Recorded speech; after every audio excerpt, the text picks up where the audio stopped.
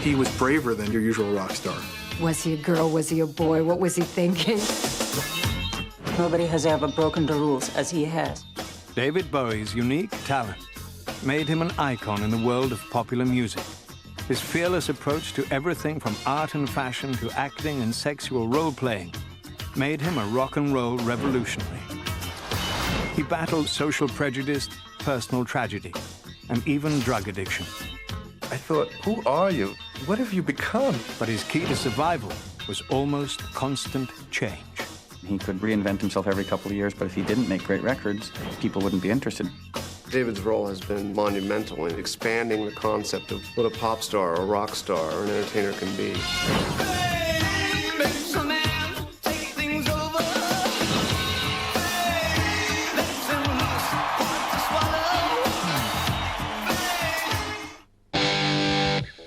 David Bowie began his wildly unconventional life in an ordinary working-class London neighborhood.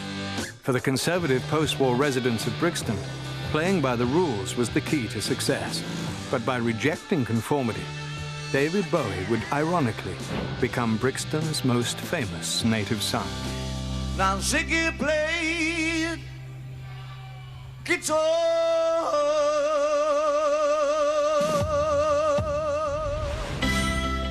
The creator of rock and roll spaceman Ziggy Stardust arrived on Earth on January the 8th, 1947. He started life as David Robert Jones, and though his given name was fairly run-of-the-mill, the household he grew up in was far from conventional. His parents, Hayward Jones and Peggy Burns, were unmarried. David was the couple's first child together, and each of them already had other children from previous relationships. In fact, it wasn't until David was 8 months old that Hayward and Peggy were wed. David's mother was an assertive, no-nonsense woman who worked part-time as a movie theater usherette. David's father once harbored his own show business aspirations. His first wife had been a singer, but his efforts to launch her career had failed. By the time David came along, Hayward Jones had become a public relations man for an orphanage. His father was a small, quiet, quite studious man, very gentle, very sweet. I never heard him raise his voice. His mother, she was a little sterner. I know he loved his father very much, and he was probably closer to his father than to his mother. David also shared a strong bond with his half-brother Terry Burns. Terry was a real big brother to David. He was a bright guy. They had a lovely symbiotic relationship. Terry was very much his best friend, and he loved him very much. David idolized his brother. Terry was David's protector and often helped his shy little brother cope with a dark cloud that hung over the Jones family. A number of their mother's relatives suffered from schizophrenia. Some had been institutionalized. Others had committed suicide. It's been fairly well recorded that my family is pretty rampantly, that's the word. I'm not so sure how much of it is madness. I think that there's an awful lot of emotional and spiritual mutilation goes on in my family. The specter of mental illness haunted young David and was rarely discussed outside the Jones home. Although he didn't fully understand the ongoing problem, David felt it made him different from other children. In 1956, 9-year-old David lost daily contact with his brother when Terry enlisted in the Royal Air Force. A year later, the Jones family moved to the London suburb of Bromley, where David soon made new friends. He was always a great thinker and a great worker out of things. And he was a neat, tidy little boy, the kind of boy that Mum likes you to bring home. The well-behaved youngster quickly fit into the suburban setting and joined a local Boy Scout troop. Soon after we'd enrolled, we started talking about music straight away. David loved all things American, especially the country's latest export, rock and roll. We were listening to the stuff that was out and that shocked our parents. Elvis Presley, Fats Domino, and Little Richard. Ready, set, go, man, go! Little Richard was different from every other performer on the music scene.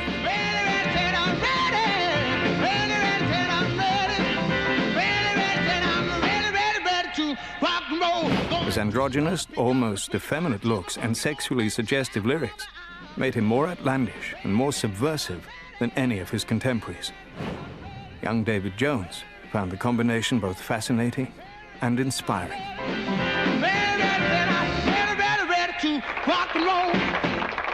I wanted to be a white Little Richard at 8, or at least his sax player. David had already sort of prepared himself for fame, you know.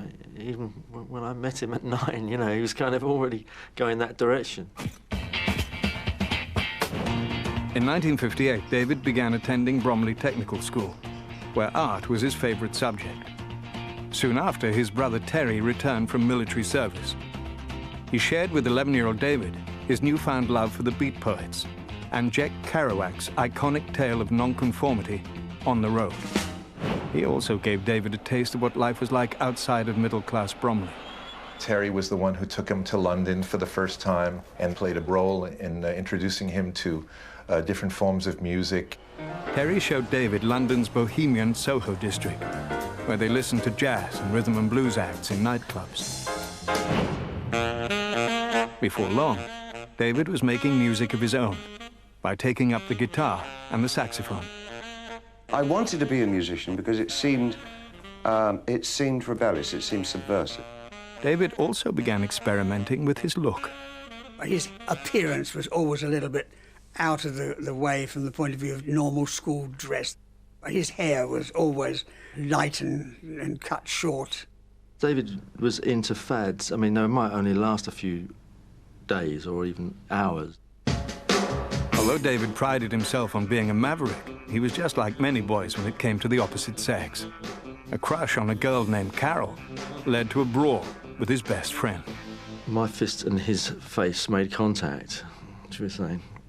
Unfortunately, caused a bit of damage to his eye, and that was not the intention at all. David was rushed to the hospital, where doctors feared he might lose the sight in his left eye. It took 3 operations to repair the damage. Though surgeons were able to prevent blindness, David's pupil remained permanently dilated. As a result, he appeared to have eyes that were different colors. Later on, David said to me, I did him a favor. So, I mean, a lot of people think it's quite an interesting thing to have 2 different colored eyes. The injury kept David out of school for 3 months. And during that time, his feelings of being an outsider became more intense. I felt often, ever since I was a teenager, so adrift and so not part of everyone else, with so many dark secrets about my family in the cupboard, that it kind of made me feel very much on the outside of everything. But rather than dwelling on his feelings of alienation, David threw himself even further into music. Though he loved rock and roll, he also enjoyed listening to show tunes performed by cabaret singer Anthony Newley. When I was a teenager, I sincerely wanted to write musicals for the West End and for Broadway. The music was David's greatest passion. He also loved clothes, and the more outrageous, the better.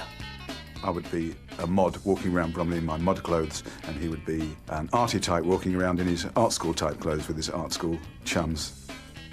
We used to walk around Bromley, trying pulling as many birds as we could, thinking that we were God's gift, talking about being famous. By 1962, a new group called the Beatles was creating waves in Britain, and 15-year-old David set out to make some noise of his own. That summer, the budding rocker began testing his talent in a series of bands. His first, the Conrads, covered pop tunes and lasted about a year. He and friend George Underwood next formed an R&B group, the King Bees. With David now calling himself Davy Jones, the band even cut a single. It went nowhere. When the King Bees broke up soon after, George Underwood set his sights on becoming a graphic artist. But David was devastated by the split. He said, it's all right for you. You've got your art. For me, this is my life. I know what he meant. It's like sort of, he'd committed himself and he's got to go, there's no turning back. With the Beatles' invasion of America and the growing popularity of Britain's newest sensation, the Rolling Stones, David was even more determined to find fame as a musician. His next band was the Manish Boys, and he had a plan to make sure people heard more from the group than just their music. The rebellion of the long hairs is getting underway.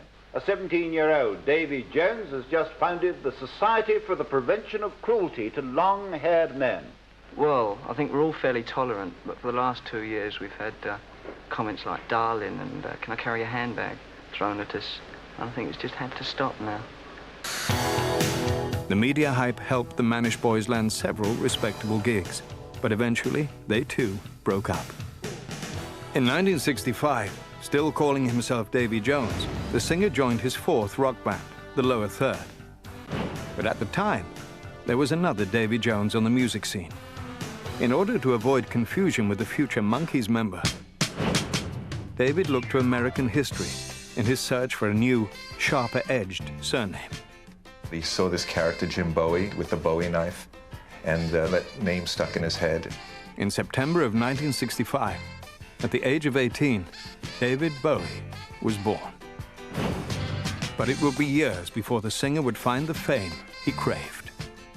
The kind of fame that young men from Bromley could never, ever dream of.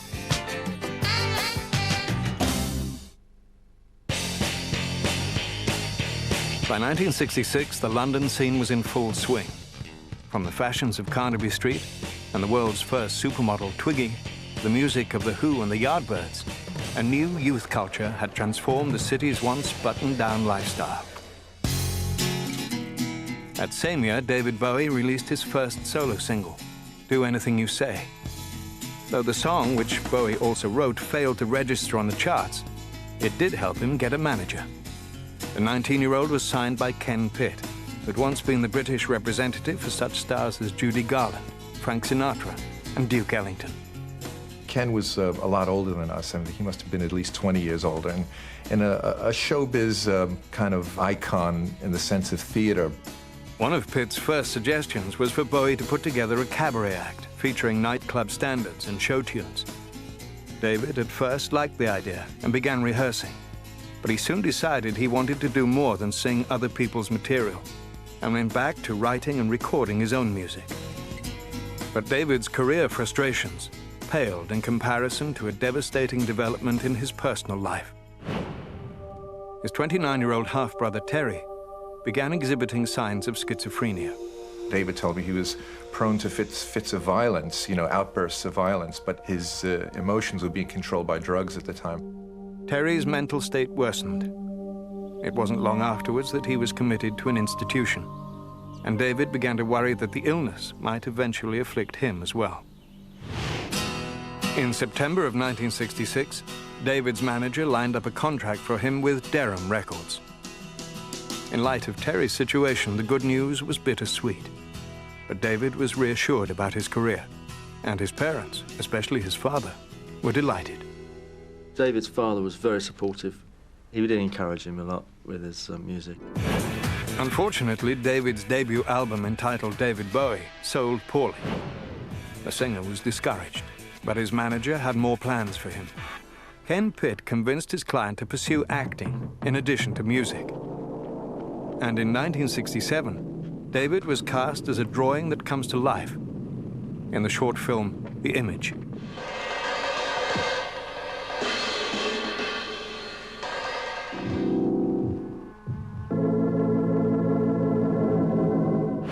David discovered he loved acting, and that fall he began studying with performance artist Lindsay Kemp, who had been taught by famed mime Marcel Marceau.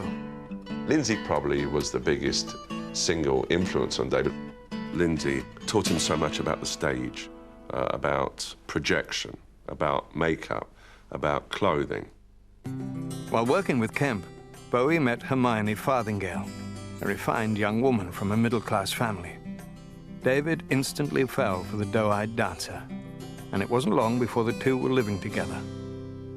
In the summer of 1968, David teamed up with Hermione and friend John Hutchinson to form a group called Feathers. The trio used a mixture of music, dance, and poetry in their performances at venues around London. The following year, Ken Pitt financed a short promotional film to showcase Bowie's singing and acting talents. Love You Till Tuesday was built around several of David's songs. But David was devastated when Hermione broke up with him during production, explaining that she felt overwhelmed by the intensity of their year-long relationship. He was pretty upset that his girlfriend had just left.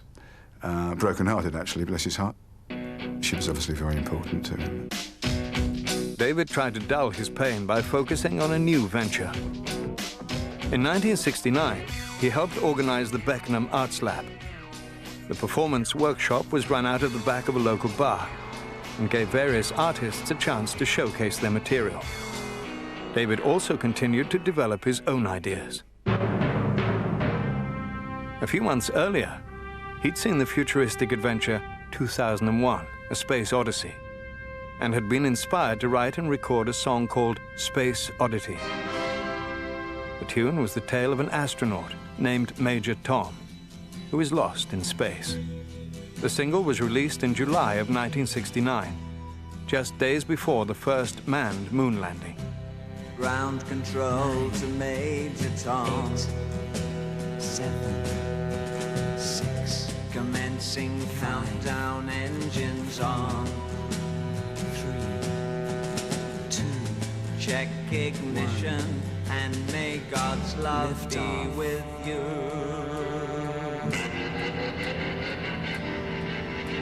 Space Oddity was heard repeatedly in Britain during the week Neil Armstrong walked on the moon, and David was ecstatic. This is ground control to Major Tom. But the song quickly slid down the charts. In the US, the record received almost no airplay. The fleeting taste of success both tantalized and frustrated David. Luckily, a new woman in his life helped distract him from his disappointment.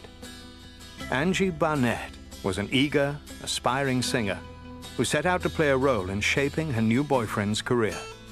She was a very foot-forward American girl who was larger than life in her approach. As members of the counterculture movement of the late 1960s, David and Angie rejected the traditional rules of romance. Though they were a committed couple, they were free to date others if they wanted.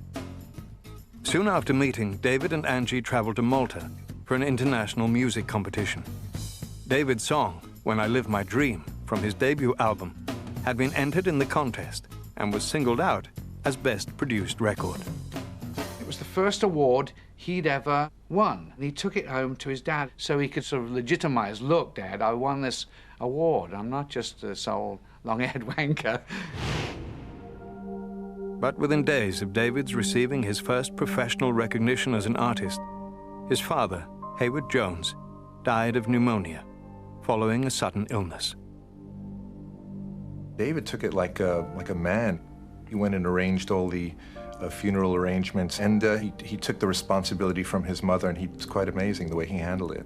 If he had any emotional response, he was careful not to show it. In September 1969, as David was coping with the loss of his father, Space Oddity renewed momentum and climbed the British charts, reaching number 5.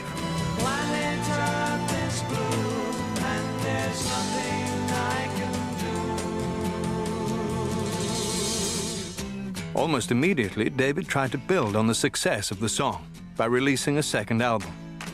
As before, sales were disappointing. Like Major Tom, David Bowie's rock and roll dreams seemed to be drifting away. But by taking a controversial approach to performing, the singer's career would soon be launched into a whole new orbit.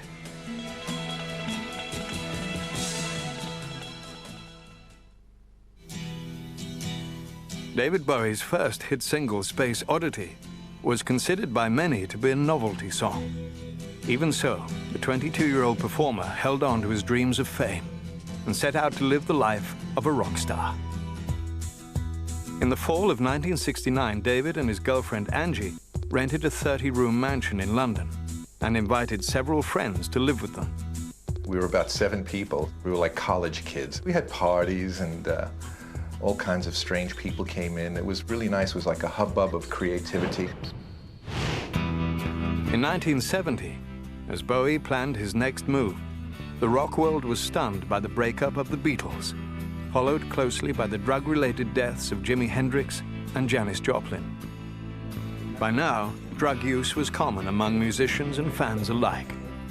David himself experimented, as did singer Lou Reed, who pulled no punches in writing songs about the trend. Bowie admired Reed's music, which pushed the boundaries of rock and roll by exploring themes of unconventional sex, cross-dressing, and social unrest. Lou Reed was very important for all of us that thought we were very hip in those days, that's for sure. Because Lou was out of the box. Lou Reed and his group, the Velvet Underground, were part of Andy Warhol's artists consortium, The Factory. David was intrigued by Warhol's revolutionary approach to creating art. But the singer's fascination with American avant-garde artists didn't stop there. He was also a fan of a raucous, over-the-top rocker named Iggy Pop. Nobody ever said they liked Iggy and the Stooges. You just didn't admit to that in 1970 unless you were cross-dressing or on some sort of drugs or had just dropped out of life or high school, really. David was drawn to Iggy's wild nature. And in time, Bowie would incorporate aspects of the American avant-garde into his own work. David is a master of embracing a number of disparate elements and then fusing them into something totally unique. In the spring of 1970, David formed a new group with the tongue-in-cheek name, The Hype. The band included Mick Ronson, John Cambridge, and Tony Visconti. I went on the stage in a white leotard. I was Hype Man, and David was Rainbow Man, wearing like all these diaphanous scarves like hanging from his wrists and all that. David found that performing as a fictional character gave him more freedom to express himself through music. I was not a natural performer. I didn't feel at ease on stage. But I felt really comfortable going on stage as somebody else. And it seemed a rational decision to keep on doing that. But audiences who saw The Hype didn't like the costumed band members. They were yelling at us the whole time, calling us faggots and whatever, you know, whatever filthy homophobic name you can think of. David was upset by the crowd's response, but sexual slurs were not enough to make him retreat into more safe styles of performing. 1 month later, in his childhood home of Bromley, the maverick artist made a surprisingly conventional move when he married Angie. David's mother attended the ceremony, but the wedding didn't change the rules of David and Angie's open relationship. Following his marriage, the singer took a bold step in his professional life when he ended his 4-year affiliation with his manager, Ken Pitt. This new thing, this kind of psychedelic rock thing, which was happening in the late 60s, Ken had no idea what this was about. And David, you know, being a young man, saw the future flash before his eyes, and Ken Pitt didn't quite fit into that. Bowie soon signed with the new manager. Lawyer Tony DeFries was in sync with David when it came to music and promotion. He said, I'm gonna make you as big as a skyscraper. Tony DeFries would have painted sparrows yellow and sold them as canaries. Angie also played a role in helping David break out from the growing crowd of aspiring rock stars. She suggested that her husband assume a more androgynous look, and soon David was wearing feminine clothing, even dresses. I don't think he would have worn a dress without Angie's encouragement. She said that it's okay to do this. She's outrageous. She's a very outrageous woman, and David definitely needed a dose of outrageousness in his life at the time. Bowie's new cross-dressing style quickly captured the attention of the press, who seemed to be more interested in David's sexual preferences than in his music.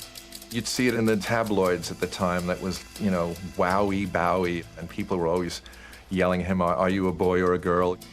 David appeared on the cover of his next album, The Man Who Sold the World, with long locks and wearing an elegant gown. One reporter commented that the singer looked more like Lauren Bacall than a rock and roll star. David laughed off the taunts and innuendos and surprised the public even further in May of 1971 when he and Angie welcomed a son, Zoe Bowie. David was thrilled to be a father, but there was little time to enjoy his new child. his career was finally gaining momentum.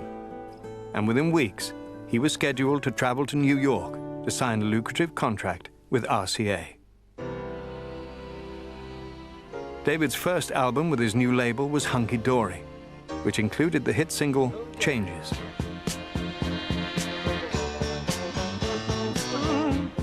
Not long after releasing the song, Bowie made an announcement that changed the way the world looked at him.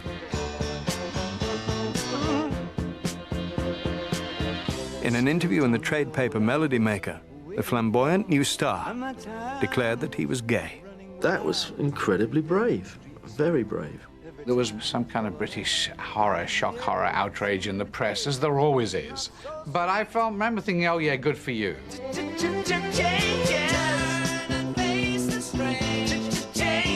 With the media attention, Hunky Dory record sales jumped, and David Bowie's career took a quantum leap. The timing was impeccable, so it's debatable whether it was calculated or not, but he certainly used it. He used it, definitely.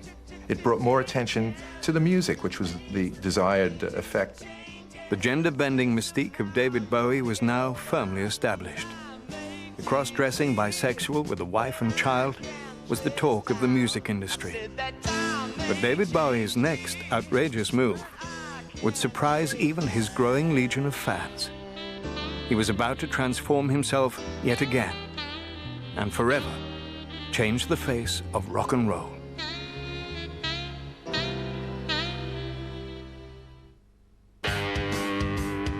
In 1972, Jesus Christ Superstar was rocking audiences on Broadway. Pioneer 10 was launched into space, carrying messages for potential extraterrestrial life forms. And a burglary in Washington, D.C. started a scandal that would force President Richard Nixon out of office. That same year, 25-year-old David Bowie took all the elements he'd learned about the performing arts and fused them together to create a daring, new stage persona, Ziggy Stardust. Now Ziggy played guitar, jamming good with weird and spiders from Mars. When he played it left hand, but he made it too far, became the special man. Then he was Ziggy's band. One of the inspirations for David's character was a 1950s American rock singer named Vince Taylor. He was out of his gourd, totally flipped. I mean, the guy was not playing with a full deck. Taylor was convinced that there was a connection between himself, UFOs, and Jesus Christ. During one performance, Taylor announced that he, in fact, was Jesus Christ. And it was the end of Vince, his career, and everything else. And it was that and his story which really became one of the essential ingredients of Ziggy.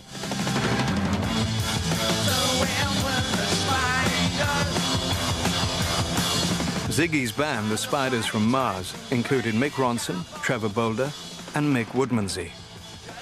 The bold new act shocked conservatives, but there were tens of thousands of teenagers and young adults who were instantly drawn to Ziggy's otherworldliness. People started to get interested because he looked so strange, different. Ziggy was essentially like a brilliant collage of a lot of different elements. There was a bit of Lindsay Kemp mime stuff, there was a little Warhol, there was some kabuki, and there was a whole lot of David Bowie.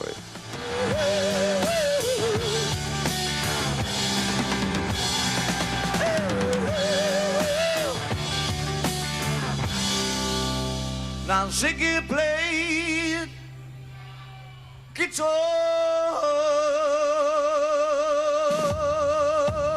The rise and fall of Ziggy Stardust and the Spiders from Mars proved to be David's breakthrough album. It hit stores on June the 9th, 1972, and went gold soon after. Ziggy came at the right time. You could feel the buzz in the air. It was like bigger than David, bigger than the band, bigger than the record company. It was almost like something that was meant to be in history. One of the keys to Ziggy's success was Bowie's complete dedication to his extraterrestrial creation. I believe in my part all the way down the line, right the way down. but I do play it for all it's worth, because that's the way I do my stage thing. That's part of what Bowie's supposedly all about. I'm an actor. Bowie's androgynous rock and roll spaceman helped launch the era of glam rock. In the late 60s and early 70s, everything had become aesthetically quite pedestrian.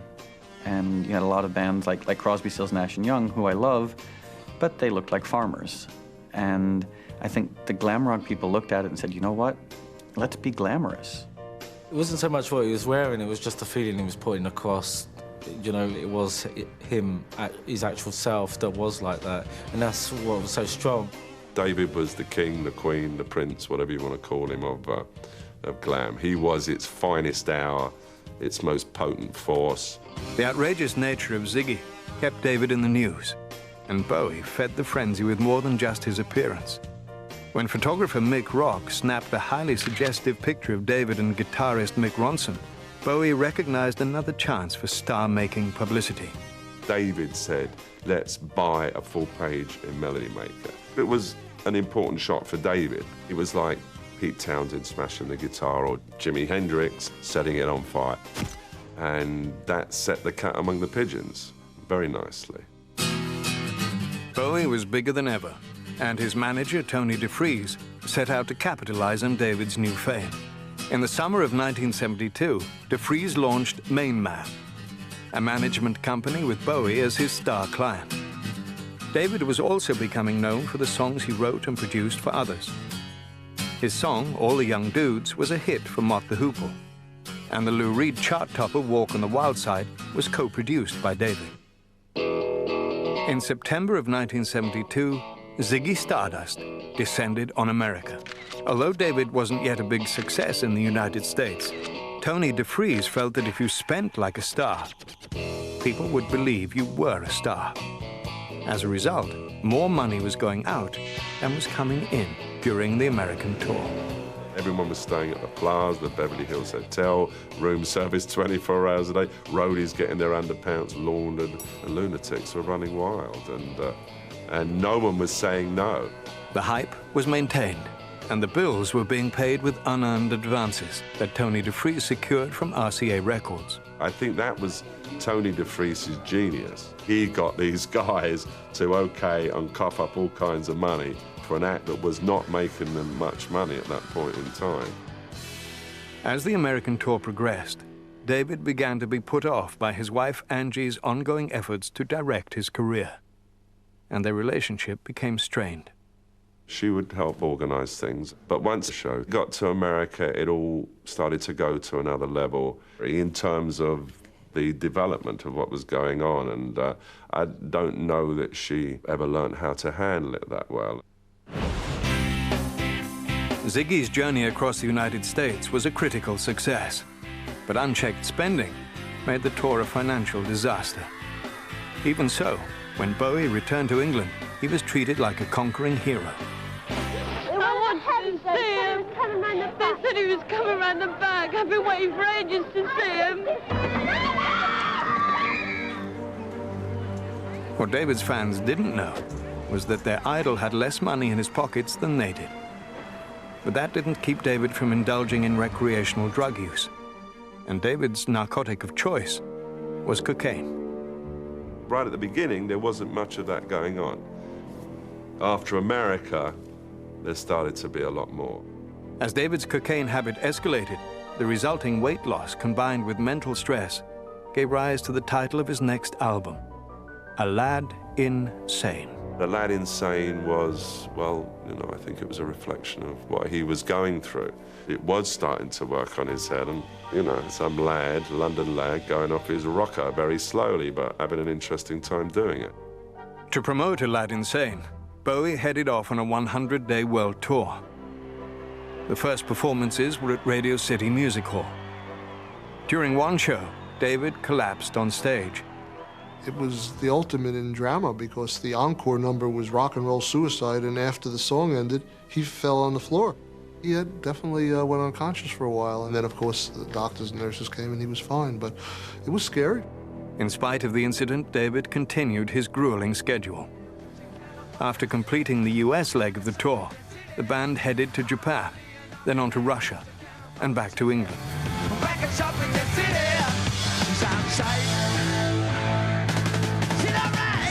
When Bowie returned home, he learned that Aladdin Sane was #1 on the charts.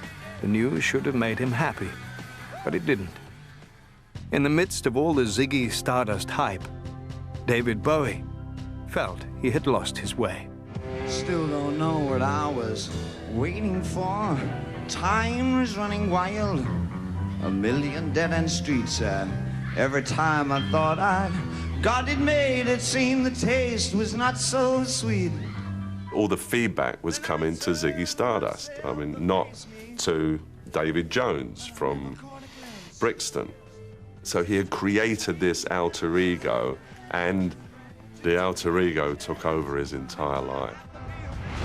David continued to play to sold-out houses throughout Great Britain, including London's Hammersmith Odeon on July the 3rd, 1973. But to the audience's surprise, at the end of the show, the 26-year-old rock star made a startling announcement. Not only is it the last show of the tour, but it's the last show that we'll ever do. Thank you.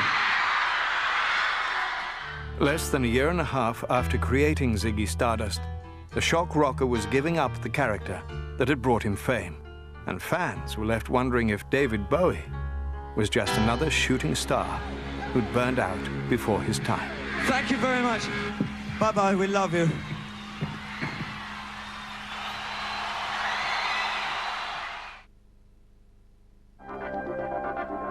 Ziggy Stardust did indeed rise and fall, just as predicted in the title of 26-year-old David Bowie's hit album. It had become a burden to him, and the only way to deal with it was to shake it off completely. Ziggy Stardust was gone, but certainly not forgotten. The character continued to influence new musicians and was even an inspiration for a West End glam rock musical. The Rocky Horror Show opened in June of 1973 and was later made into a cult classic feature film. So, come up to the lab and see what's on the slab. In July 1973, Bowie had 5 albums in the top 40, 3 of them in the top 15, which was unprecedented for a solo artist. The singer's self-imposed retirement didn't last long. That fall, while Gladys Knight and the Pips, Cher, and the Rolling Stones were topping the Billboard charts, David released Pin-Ups, a tribute to some of his favorite British pop stars from the 1960s. He also set out to create a rock musical based on George Orwell's 1984. 21 songs were written before David found out he couldn't secure rights to the book. David will always start a project with this idea, and it will grow and it will evolve, and it'll always end up to be something bigger or maybe a little bit different. David incorporated the 1984 concept into his next album, Diamond Dogs. The first single from the LP was Rebel Rebel.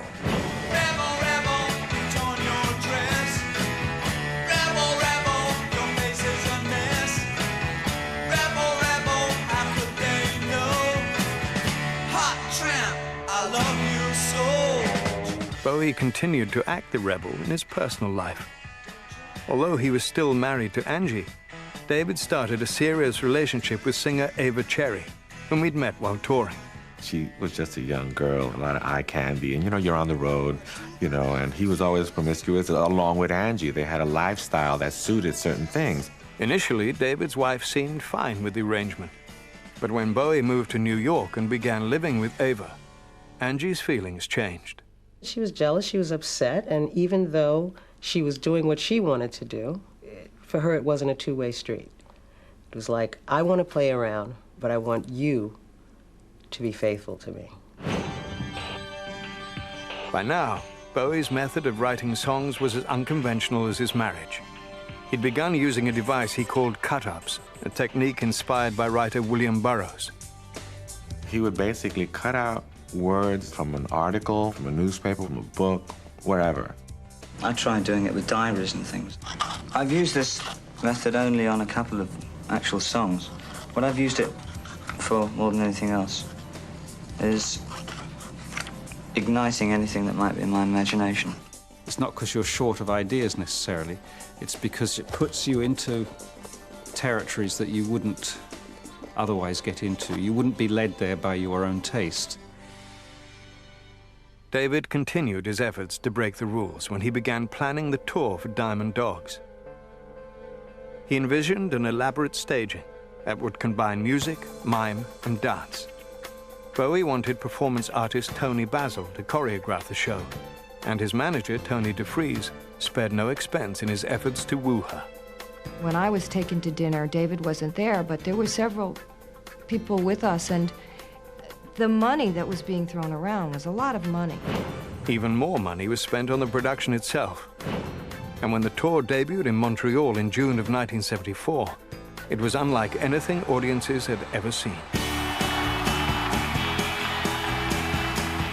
He was just willing to do theater, rock and roll, dance, story, everything. It was very expensive. I can't see how they could have made a penny. I just think money was just going and going and going. What he was focusing on at that particular time was his creative flow. David is a hands-on person on a creative level. But when it came to the business, I'm not quite sure if David was really involved. But Tony DeFries was all business when he found out how much money the show was losing. He canceled the scheduled London dates. This action quickly got David's attention, and he met with his manager to find out exactly what was going on with his finances. David was shocked to learn that over the years, most of his earnings had been used to pay back the ongoing advances DeFries had been securing from RCA. I do remember Tony saying, being in the room once when Tony gave some paperwork to a secretary and said, "Take it to David, don't worry, he'll sign anything." I think it was a big slap in the face for him because, you know, you look back and you see the body of your work, and at some point, you want to see how much money you've made from that body of work, and there was nothing there for him. David believed that he and DeFries were partners in main man management and had expected to share in the company's profits. But DeFries informed David that he alone was the owner of the operation. Bowie was no more than another one of main man's growing number of clients. David's, because his brain wasn't there. His brain was, you know, the big picture, the stardom, the moving the culture. But obviously, the chickens came home to roost at a certain point. At the age of 27, David Bowie was flat broke. The groundbreaking rock star had achieved worldwide success. But now, he would have to keep working and keep reinventing himself just to survive.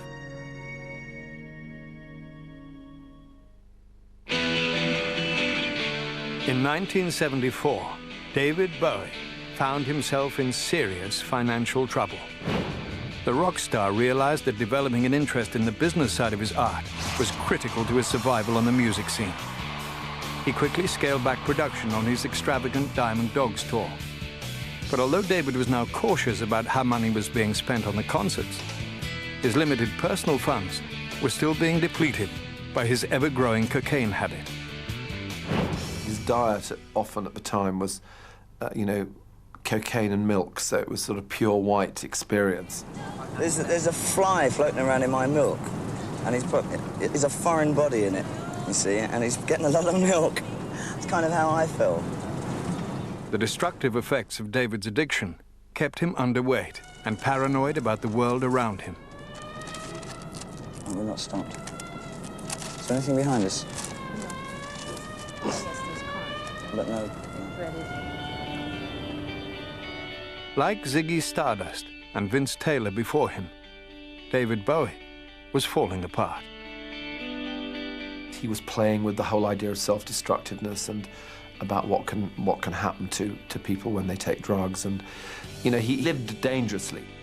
But even under the influence, David was still exploring the boundless range of his creativity. He started work on his next album, Young Americans, by revisiting a childhood passion, rhythm and blues. The man studied American R&B, make no doubt about it. Soul music and R&B music definitely had a big influence for him growing up in England.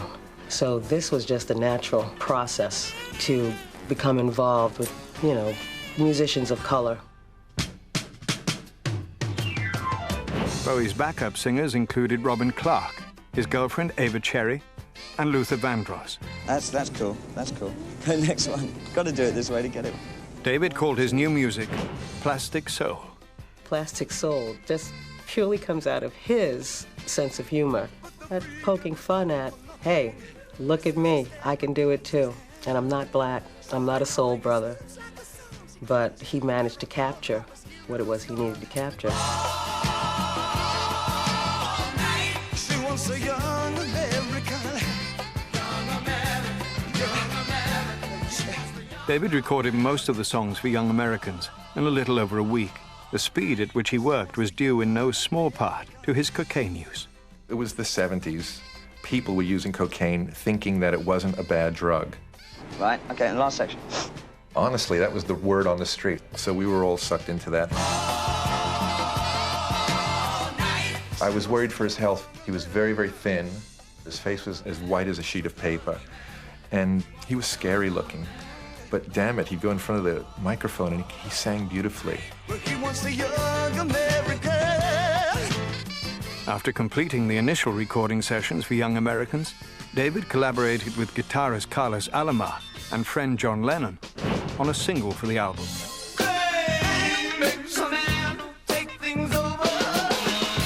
Fame was especially personal for David. Through it, he expressed some of his frustrations about his finances and management.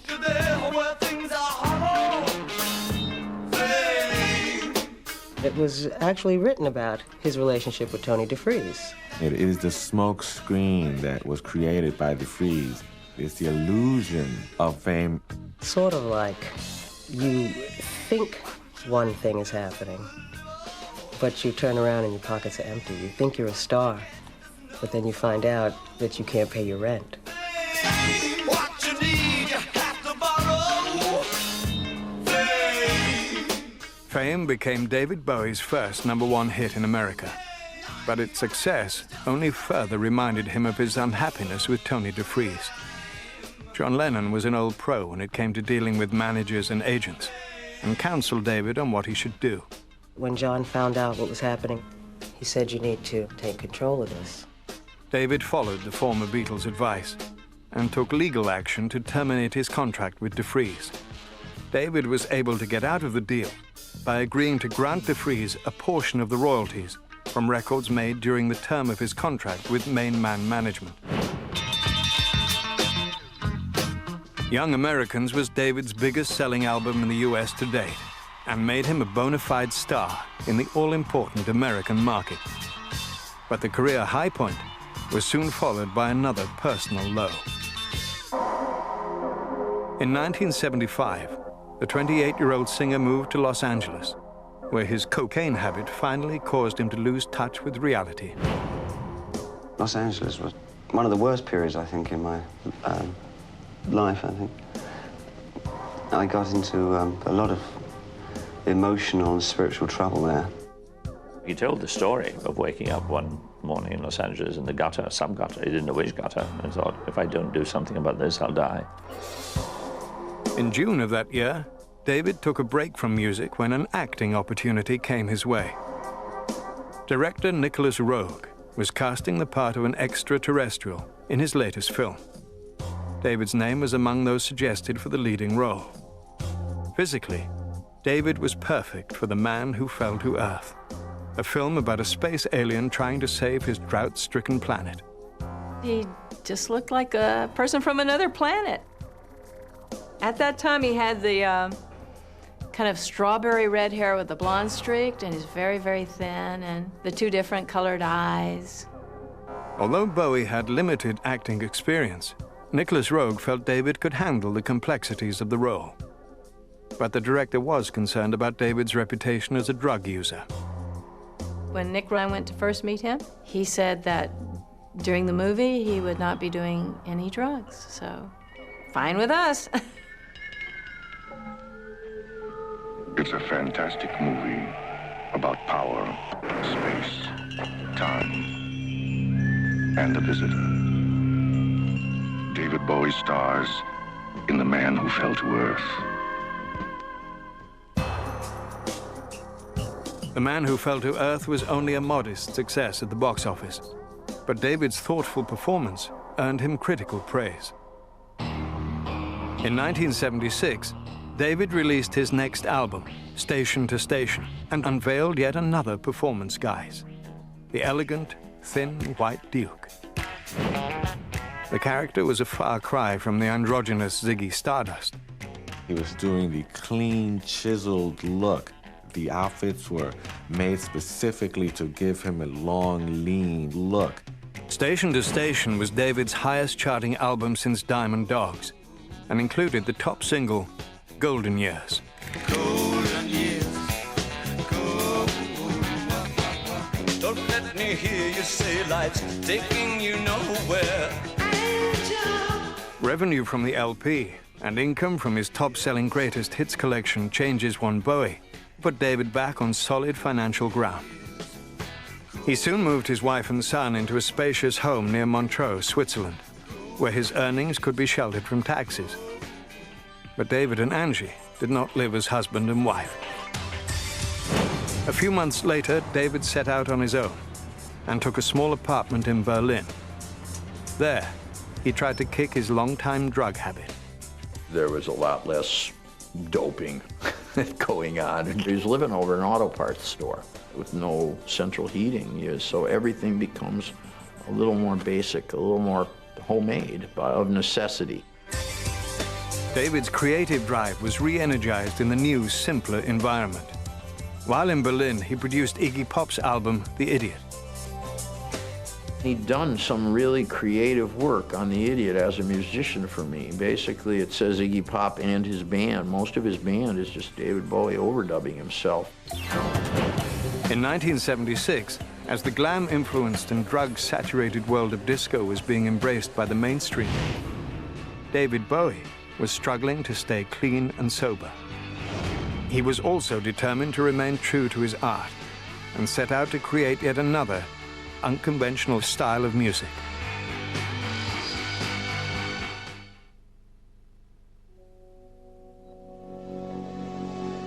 While living in Berlin, David Bowie continued to experiment in his search for a completely original sound. The result was an album called Low.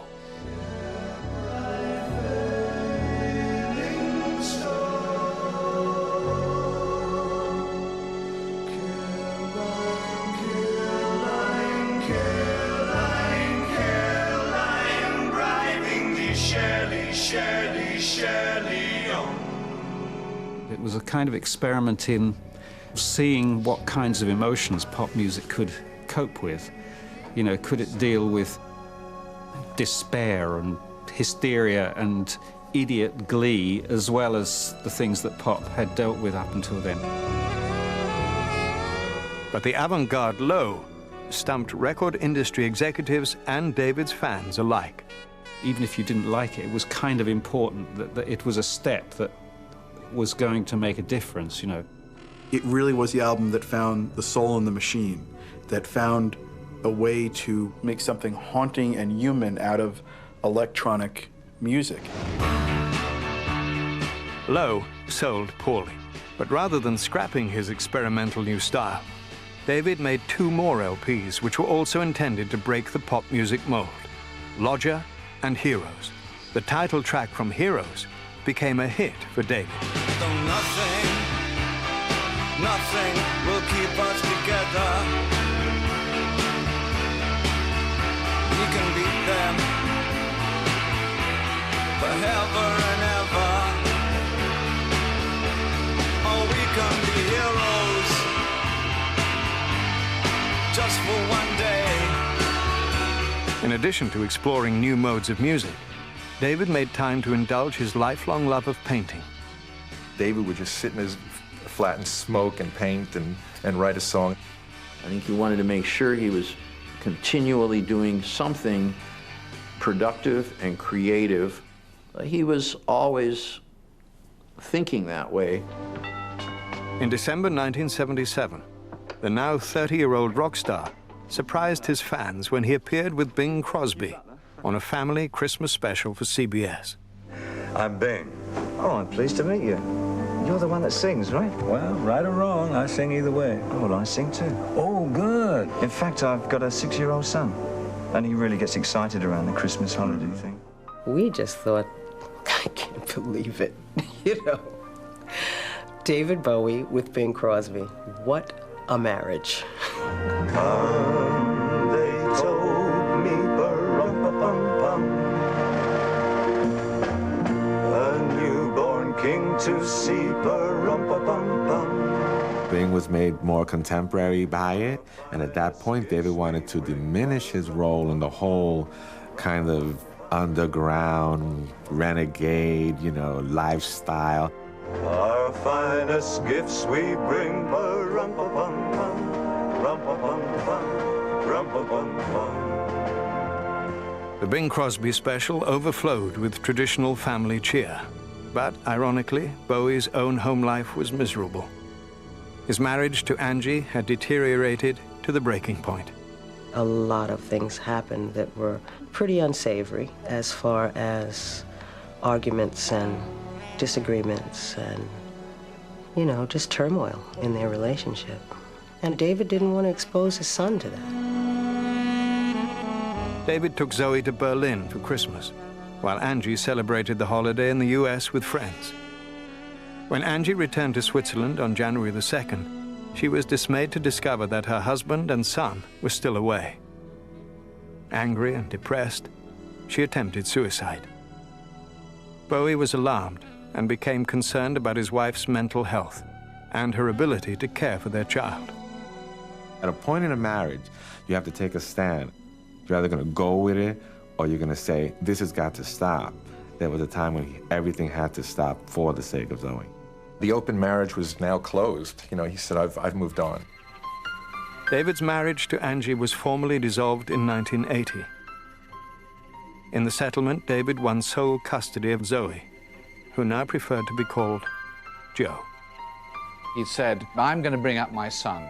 And that's a bold move to do for somebody in entertainment. He totally became both parents to Joey, and he was great. The newly single father was determined to be a positive role model for his son. But there was one problem. Bowie had yet to completely overcome his substance abuse. Let's be real about addiction. It doesn't just happen, oh, suddenly I'm just going to stop. Sometimes it happens in a gradual level. David did not want his son to see him in a certain condition.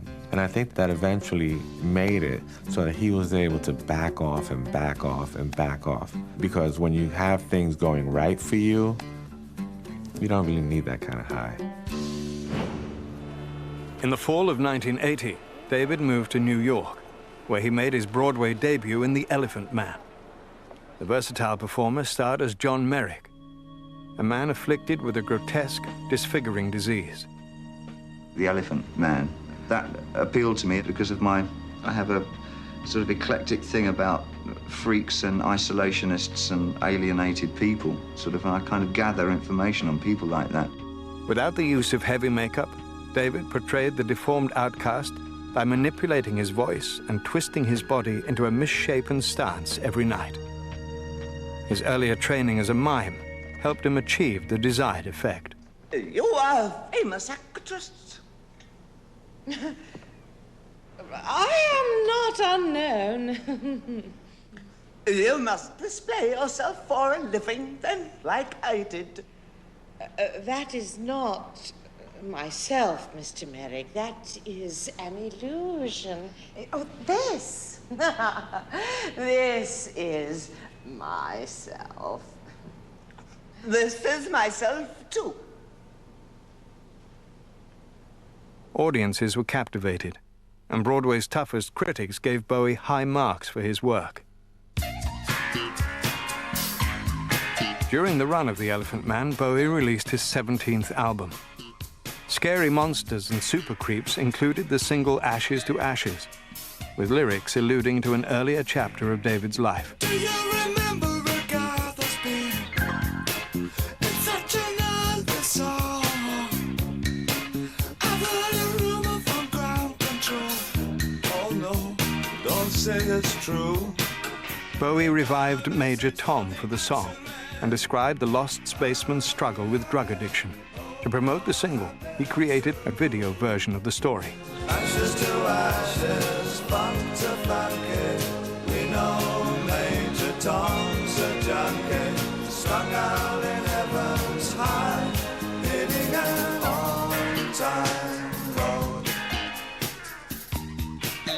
Ashes to Ashes is an incredible song because he was playing off his own myth. I think it's deeply personal, but it's also incredibly public because it's a way of exercising that ghost.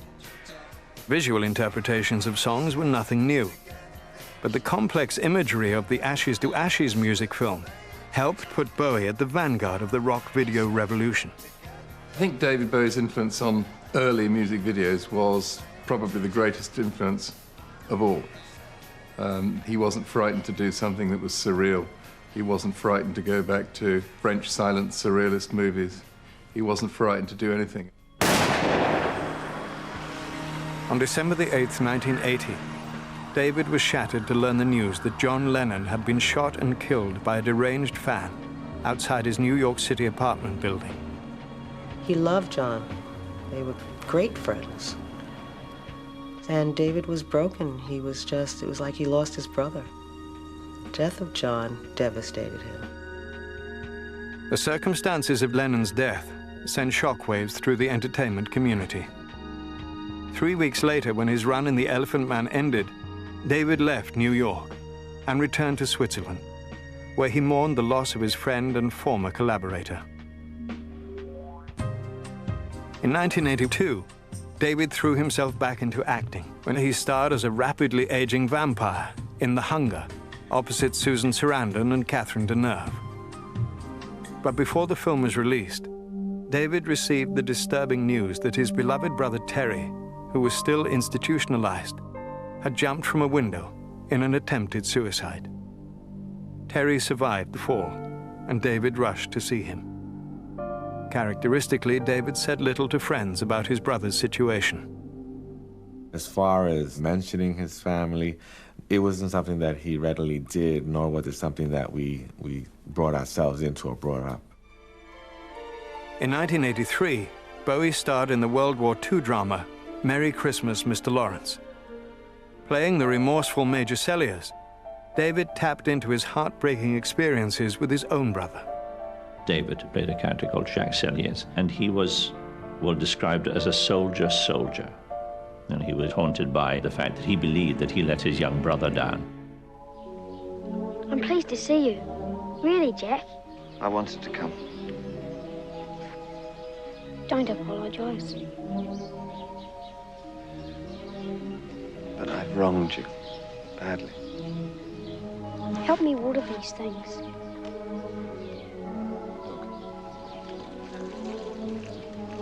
Look,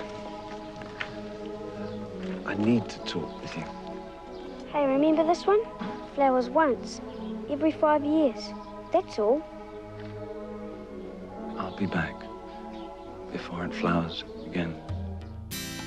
Although Merry Christmas, Mr. Lawrence received mixed reviews, David's performance was singled out as one of the highlights of the film. After successfully carving out a name for himself as an actor, David felt ready to again focus on his music. But this time, he would push his own boundaries and shock both critics and fans alike. David Bowie was about to embrace the mainstream.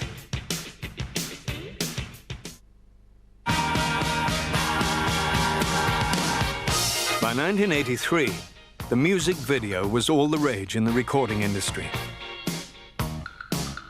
That year, 36-year-old David Bowie signed a 5-year contract with EMI Records and made several videos to showcase his songs. Put on your red shoes and dance the blues. Let's dance to the song they're playing on the radio. Let's Dance went into heavy rotation on MTV, the new cable outlet designed to showcase music videos. The single was an overnight sensation and rocketed to the top of the charts. Sway through the crowd to an empty space. Video killed certain radio stars, but Bowie was one of this rock stars from an earlier generation who was perfect for MTV. He just has that majestic presence that made him a star for a new generation. The Let's Dance album went platinum just 8 weeks after its release. In addition to the title song, the LP produced 2 other top 20 hits, China Girl and Modern Love.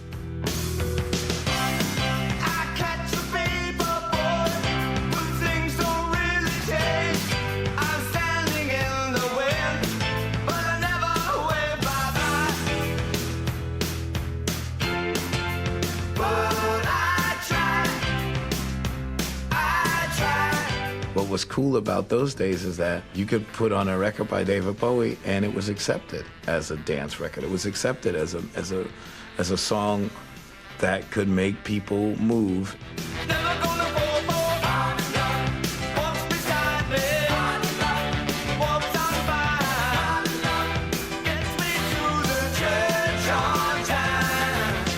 David's fan base exploded. The esoteric artist, who had always been light years ahead of his time, was now right in sync with popular culture. People who had never before listened to David Bowie bought Let's Dance by the millions.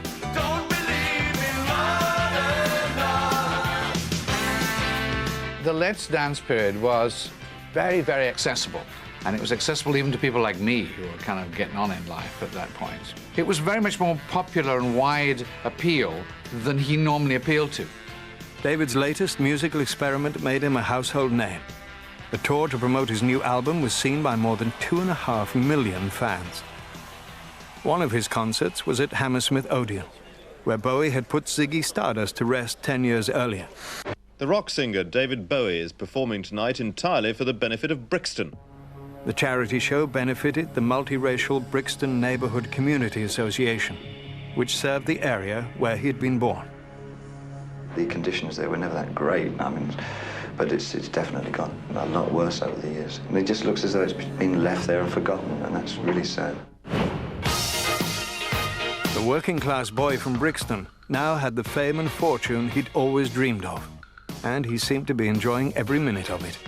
He had homes in 4 countries and projected a polished, high-fashion image.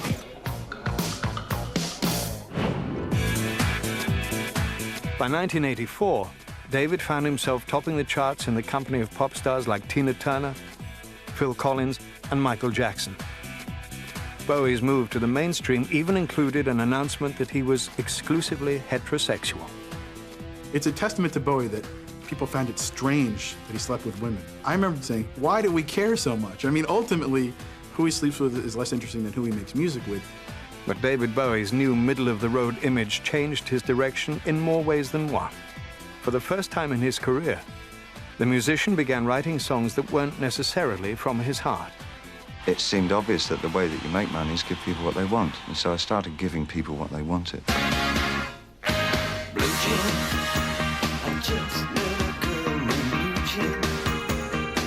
In the fall of 1984, David released Tonight.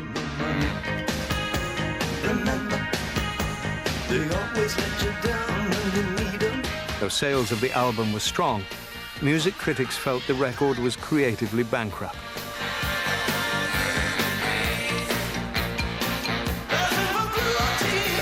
But bad reviews would soon become the least of Bowie's concerns. In January of 1985, David received the shocking news that his brother Terry had committed suicide. David was overwhelmed with grief. When he died and the whole thing happened, I think that David withdrew, and he didn't really share that with anyone, nor I don't think he wanted to.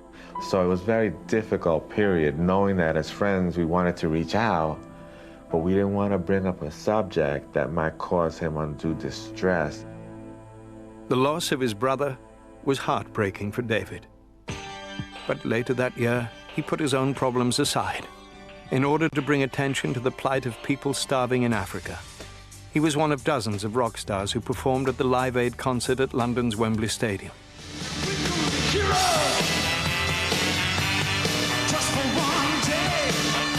An audience of 1.5 billion around the world watched the event on live television or heard it on radio. David and his friend Mick Jagger also premiered a new video on the show.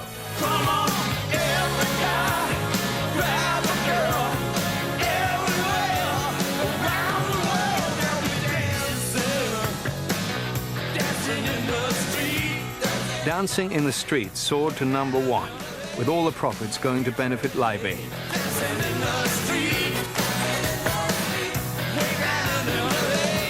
David continued to target mainstream audiences when he returned to acting in 1986. He starred in the movie musical Absolute Beginners, and later he played Jareth, the Goblin King, in Jim Henson's fantasy adventure Labyrinth. Although David wrote music for each of the films and scored a hit with the title song for Absolute Beginners, both movies failed at the box office. In 1987, David released Never Let Me Down, which he promoted on the flashy Glass Spider tour.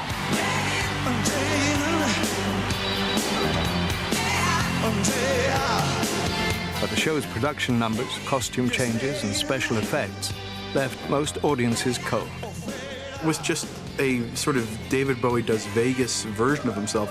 It was such a spectacle that it was completely boring. I was like totally like, what the hell? This is so un-rock and roll. David Bowie's brief love affair with the mainstream was coming to an end. It just dried me up as an artist completely, because I wasn't used to doing that. What I'm used to doing is being very stubborn, obscure, confrontational in my own indulgent way, and enjoying every second of it. In 3 short years, David Bowie's career had reached spectacular heights. Yet, in the process, he'd come dangerously close to tarnishing his sterling reputation as an avant-garde musical artist. But the prolific performer would soon take off in yet another new direction. And this time, David Bowie would find success on his own terms.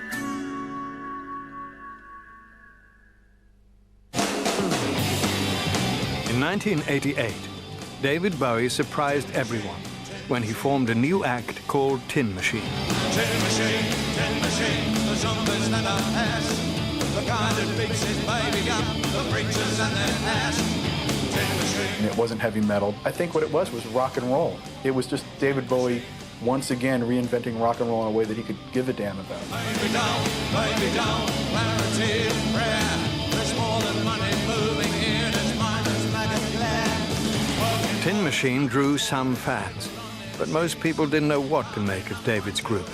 A lot of people tell you Tin Machine was a joke, it was nothing, but it really fulfilled its mission in allowing David Bowie to get re-interested in making music and in trying to communicate something with the music. That music was, I think, his response to what later would become alternative rock.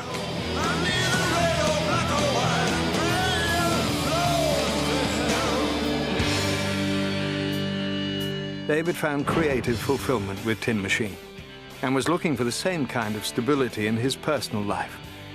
For 2 years, he dated American ballet dancer Melissa Hurley and even made plans to marry her.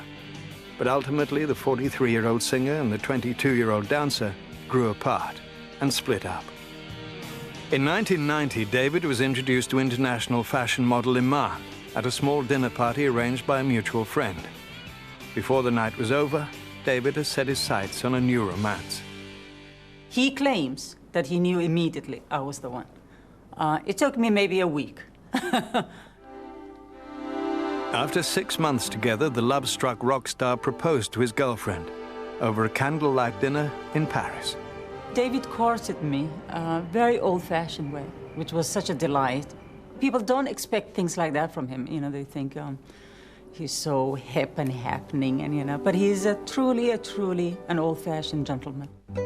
In April of 1992, David and Iman were married. First in a civil ceremony, and again 6 weeks later at a lavish wedding in Florence, Italy. David's now 20-year-old son, Joe, served as his best man. At his wedding, there was Brian Eno, Bono, and Yoko Ono. And I thought, there's a gag waiting to happen, Eno, Ono, and Bono. How often, you know, do you get all 3 of those at one wedding? David swept me off my feet, and I'm still off my feet. He has managed somehow, I don't know, miraculously, to have my heart flutter when he walks into the room still. So, yes, he's definitely the one. He's definitely my one. In 1993, David's marriage to Iman inspired him to release his first solo project in 5 years.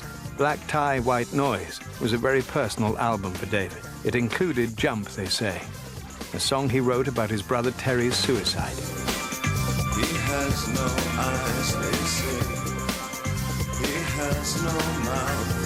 They say, hey, that's really something. They feel he should get some time. I say he should watch his ass, my friend. Don't listen to the crowd. They say, jump. It had been more than 7 years since Terry's death, and it had taken David nearly that long to come to terms with the tragedy. One almost gets a sense that Terry is this ghostly figure in his whole career, this sort of the path that he was fortunate enough not to take. That always seems to be a part of his work, the fine line between madness and insanity, and his music has, you know, walked that line at times.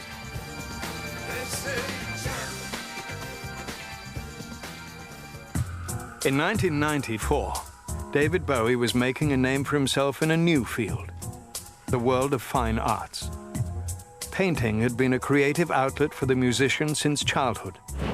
David has a great passion for art, and in the fine arts, people, you know, anything having to do with David, they get excited about. David's accomplishments as an artist and art connoisseur were recognized when he was appointed to the editorial board of the highly regarded magazine Modern Painters. On the music front, David was invited by MTV to play on their concert series Unplugged. Unlike other rock stars who had done acoustic versions of their classic hits on the program, David wanted to perform only new material. This approach failed to fit the format of the show, and he chose not to appear. I think that artists should stand up for what they believe in. He said some things to me that I call Bowieisms that I keep to this very day. And he would say things to me like, Niall, if you come from art, you'll always be art. Bowie's choice to put artistry first was also evident in his next project. Outside was a concept album about art and murder.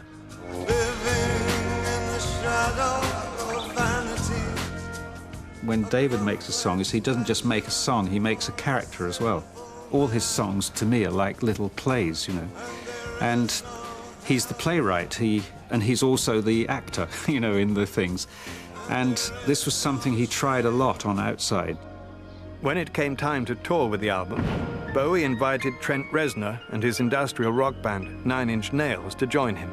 He said he's just finished a new album that he doesn't expect it to sell well, and if we tour together, he expects his band will probably get blown off the stage because of what he's trying to do, but that's not, it doesn't matter, you know, it's about, I have to do this. It's a kind of living. That fearlessness is really, it's inspiring to be around, you know, and I think there needs to be a lot more of that in music today. There is no hell. Reactions to the Outside tour were mixed. The LP itself received some critical praise, but as David had feared, it was not a commercial success. Bowie took another chance with his next album, Earthling, and scored a top 20 hit in Britain with the single Little Wonder. Stinking weather, fat, shaking hands, every morning, dog grumping us. Little wonder then, little wonder, you little wonder, you. In 1996, Bowie's wide-ranging musical achievements were officially recognized when he was inducted into the Rock and Roll Hall of Fame. He understands that he has a huge legacy and that he has left a big imprint on modern culture. He was not someone to look back very much. I think it's hard for him in a way nowadays because people want him to look back all the time, and David still, you know, he's concerned about his latest record. After nearly 4 decades of personal struggles and hard work, David Bowie now enjoyed a level of peace and satisfaction he had never known before. But despite his groundbreaking accomplishments, the multifaceted artist had no intention of slowing down.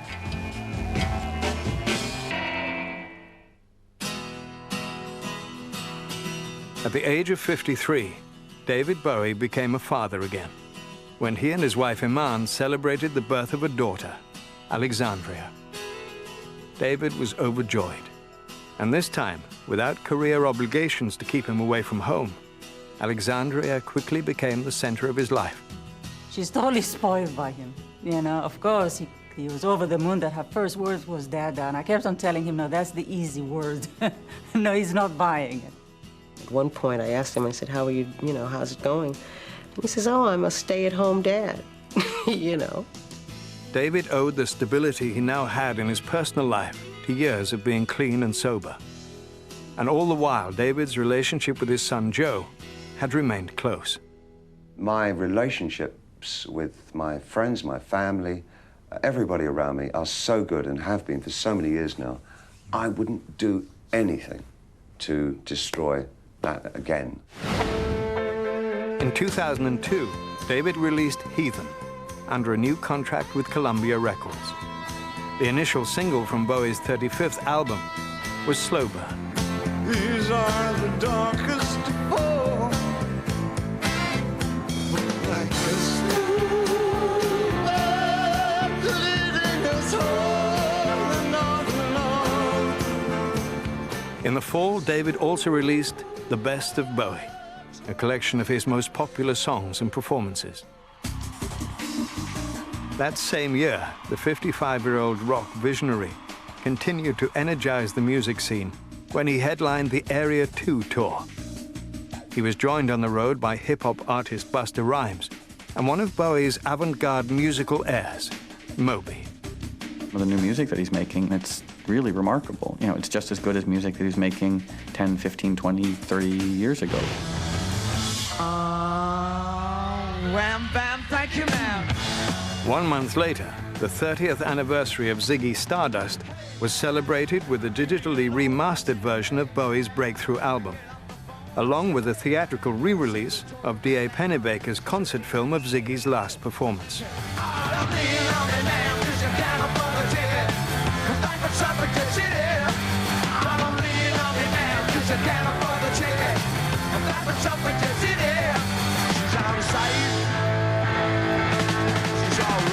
You can still put on Ziggy Stardust, and it could have come out last month, and it still sounds, somehow, it sounds pertinent, timely, effective.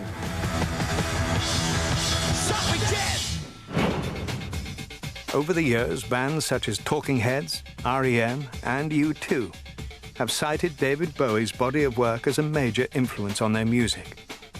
Newer generations of musicians also continue to look to David for inspiration.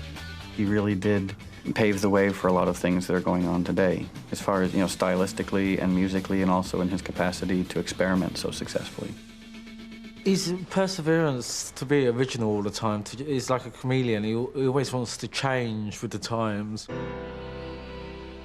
David Bowie's desire to keep changing is the one thing that has remained constant about his career. A lot of what I do is, in fact, very simple. It's just that my choices are very different to other people.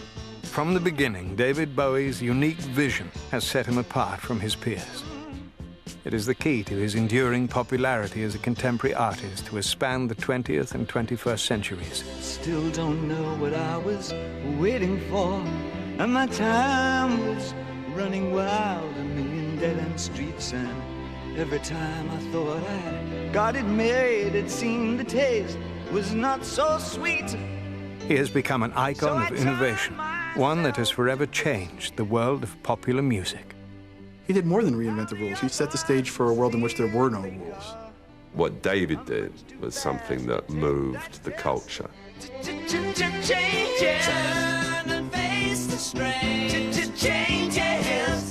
David Bowie is constantly analyzing things. Curiosity, I think, is the most single thing that propels him forward.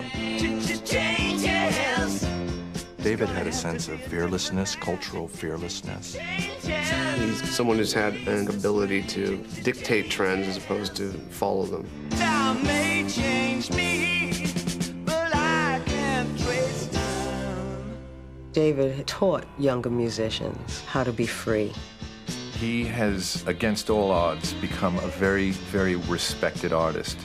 Now, to continue to create great stuff, when most people would just rest on their laurels, he's right out there. He's right at the forefront of creativity, and he's cool. I said that time may change me, but I can't trace time. David Bowie is cool.